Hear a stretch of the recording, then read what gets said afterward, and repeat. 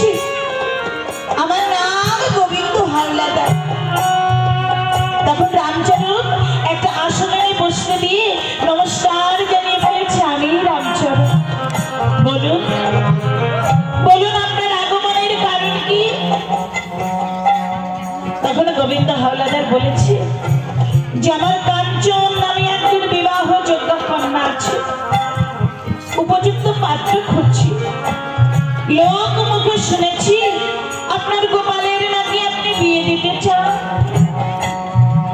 তখন রামচরণ বলেছি যে আপনি আসেননি, ভগবান আপনাকে পাঠিয়েছে।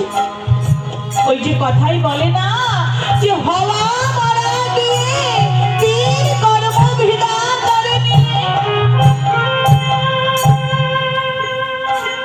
তাই তো উভয় পক্ষের দেখাশোনার পর আমার গোপালের বিয়ের দিন ধার্য হয়ে গেল।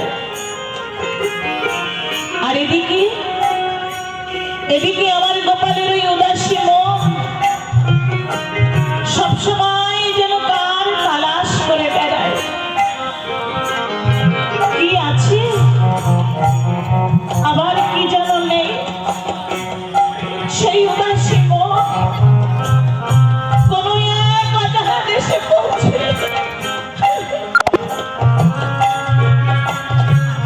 কোন এক অজানা দেশে পৌঁছে যেন কার তালাশ করে বেড়ায়।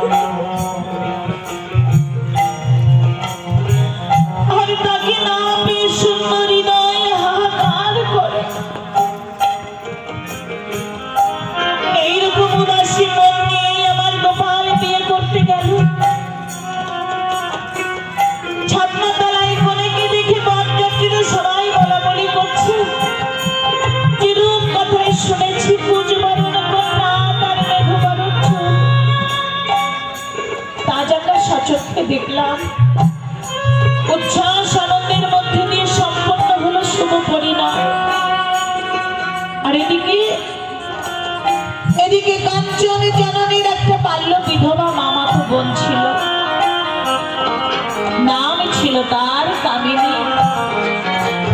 এই কামিনী তার জীবনের সকল কামনা বাসনা সব কিছু গুরুচাঁদের শ্রীচরণে সঁপে দিয়ে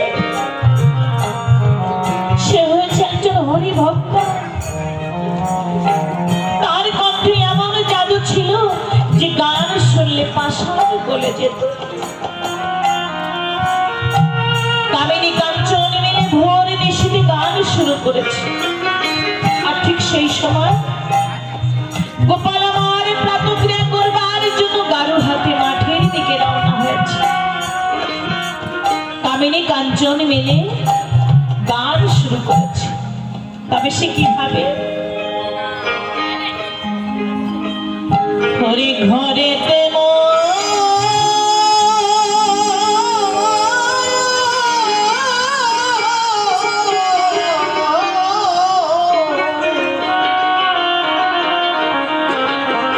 ওমর মনে বসে না, আমি ওরা কান্দি